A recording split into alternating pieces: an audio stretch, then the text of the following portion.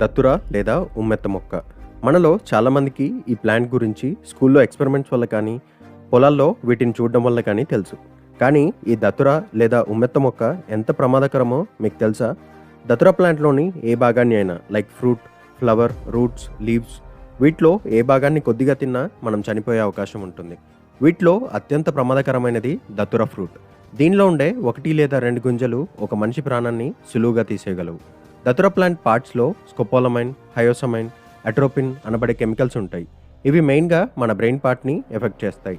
ఈ మొక్కలోని భాగాలు తిన్న తర్వాత హాల్యూజినేషన్ అంటే లేనిదాన్ని ఉన్నట్టుగా ఊహించుకోవడం, కన్ఫ్యూజన్, మెమరీ లాస్ వంటి నాడీ వ్యవస్థకి సంబంధించిన సమస్యలు గమనిస్తూ ఉంటాం.